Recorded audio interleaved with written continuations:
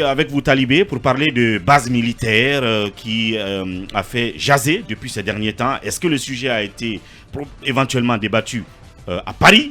La question est posée. Oui, en fait, la rumeur est partie de certains blogueurs maliens qui ont fait état d'une éventuelle installation d'une base militaire française en Guinée, notamment à Labé, lors de l'entretien que le général à la retraite Idi Amin, ministre de la Défense nationale, a eu avec le chef d'état-major général des armées françaises. Lors de cet entretien qui a eu lieu au sortir, en tout cas, d'un salon sur l'armement, l'un des plus grands salons, qui s'est tenu du 13 au 17 juin dernier, à Villepinte, c'est dans le nord de la France, le nord de Paris, j'allais dire.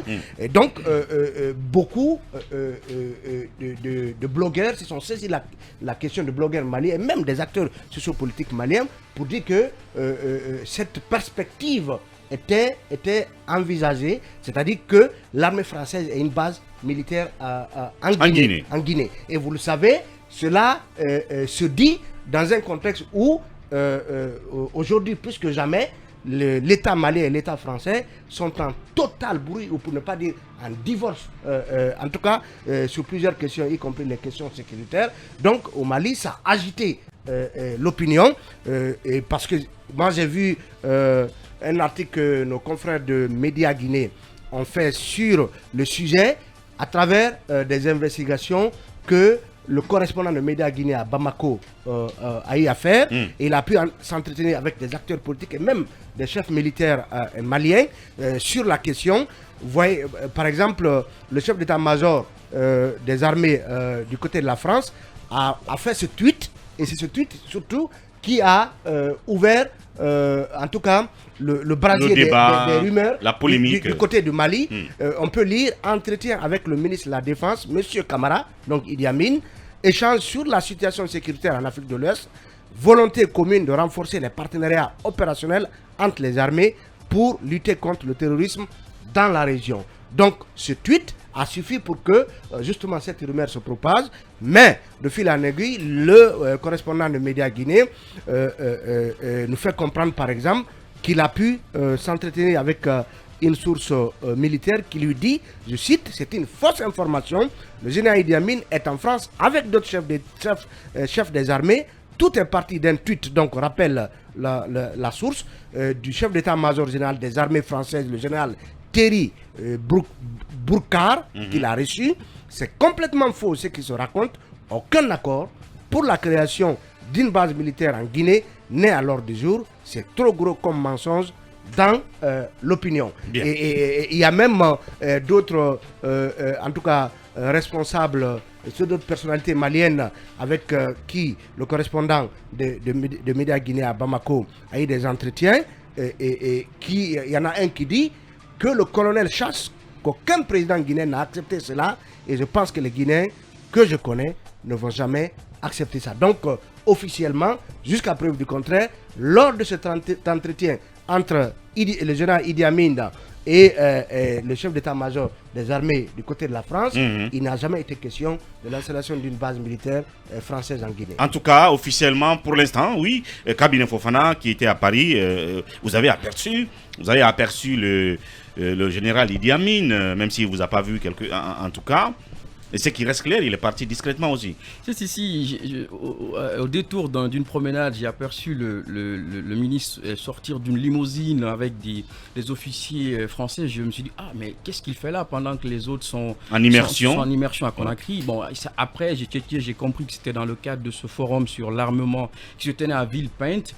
Pourquoi est-ce que les Maliens sont aussi préoccupés? Parce que tout simplement, la Guinée reste pour le moment le seul pays qui a donc apporté son soutien au Mali. Et d'un point de vue stratégique, quand on prend un peu la Guinée est le pays le plus proche du Mali. Naturellement, les pays censés pouvoir, qui peuvent peut-être abriter une base militaire.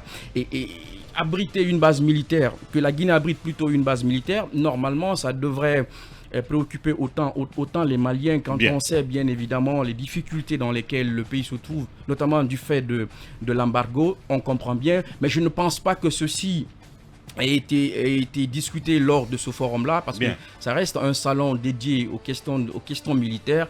Est-ce que en off ceci a été dit? Je pense que ça reste Pour juste l'instant, il rien d'officiel. rien d'officiel, Même si, mais je pense les qu'il gens appartient. visualisent un peu. Oui, il faut que le ministère de l'armée, plutôt le ministère de la Défense, fasse peut-être un communiqué pour dire effectivement qu'il n'a pas été question de cela. Je pense que ça préoccupe plus au Mali qu'en Guinée. Ici, on est sur autre chose, notamment sur Non, les il faut 36 préciser mois. que ce n'est pas au cours du salon que ça a été discuté. Ouais. Le salon a pris fin, et entre-temps, le colonel A poursuivi. a poursuivi. Le général. général plutôt. Idi Amin. Voilà, le général a eu cet entretien.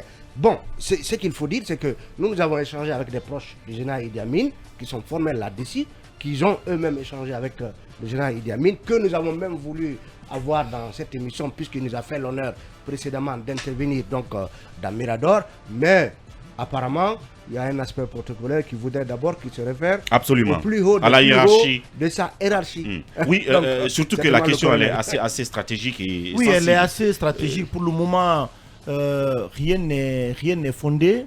Mais si on prend le cas malien aujourd'hui, avec cette brouille avec la France, Bien. vous savez que les forces russes aujourd'hui sont en train progressivement de s'installer au Mali. C'est un pays francophone comme la Guinée, ce qui suscite autant d'inquiétudes, notamment au niveau donc de l'État malien, des ressortissants maliens, parce que au regard notamment de la coopération, des rapports donc très étroites existants entre la Guinée et le Mali, et que la Guinée soit aujourd'hui le seul pays notamment qui a accepté donc cette ouverture avec le Mali, malgré donc les sanctions économiques qui ont été prises par la CEDEAO.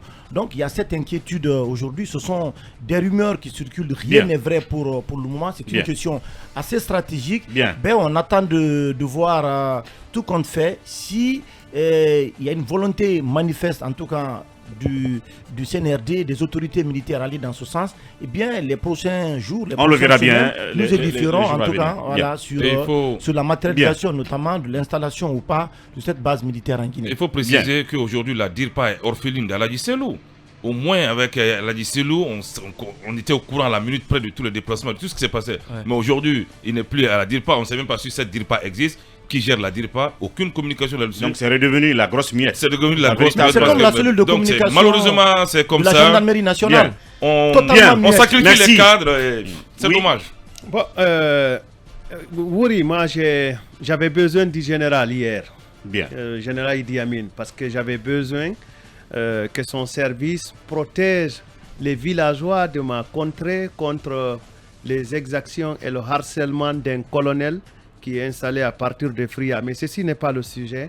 Donc, dans ce cadre-là, quand j'étais en mouvement pour être en contact avec le général Idi Amin, j'ai interrogé certains de ses proches sur la question qui ont fortement démenti, comme quoi le général serait encore en séjour pour d'autres raisons qui ne sont pas liées à ce qui se raconte là. Mais on peut noter quand même quelques pistes, quelques hypothèses. Rappelez-vous qu'au Mali, le gouvernement malien avait toujours nié qu'il n'était pas en contact, en discussion avec le groupe Wagner. Mais finalement, qu'est-ce qu'on a vu? On a vu le groupe Wagner s'installer et remplacer, après le départ, et remplacer, si vous voulez, les Français. Disons-le comme ça, pour être un peu terre à terre. Mais il y a aussi le fait que les Russes n'ont pas une opinion fixe sur le colonel Doumbouya. Si vous vous rappelez, il y a circulé une photo où on sortait toutes sortes de choses sur la famille du colonel Doumbouya. Et beaucoup ont pensé que c'était une instigation qui avait une origine russe. Maintenant que les Russes ne savent pas, est-ce qu'ils seront avec le colonel Mamadi Doumbouya? Est-ce que leur envoyé spécial en Guinée, celui que je ne souhaite même pas prononcer le nom, qui parle au nom d'une ONG et d'un certain panafricanisme, est-ce que celui-ci a réussi réellement à obtenir du colonel Mamadi Doumbouya un alignement derrière les Russes. Bref, qu'est-ce que je veux dire? Que les Russes aussi peuvent être derrière une telle information pour un peu mettre la pression pour savoir de quelle direction se tourne Mamadi Doumbouya. D'autant plus que, comme vous le savez, Mamadi Doumbouya respire du français. On sait que son épouse, en tout cas ce que je sache, est française. On sait qu'il y a un Français très habitué des couloirs de la présidence de la République et qui risque d'ailleurs de s'installer à Sanoya quand cela arrivera, on en parlera. Mais il faut quand même prendre soin de se dire que plusieurs acteurs peuvent être derrière une telle information, peuvent manipuler une telle information, pas pour mettre la Guinée à l'évidence qu'elle négocie avec les Français ou qu'elle souhaite installer une base militaire française, mais certainement pour savoir, pour amener la Guinée à se déterminer. Est-ce qu'elle est avec les Russes ou est-ce qu'elle va vers les Français? Bien, et donc tout ça peut être l'effet des pics à visée géopolitique entre les différentes puissances. On verra bien. Le temps pour nous d'observer cette petite virgule, on continue notre tour de chauffe.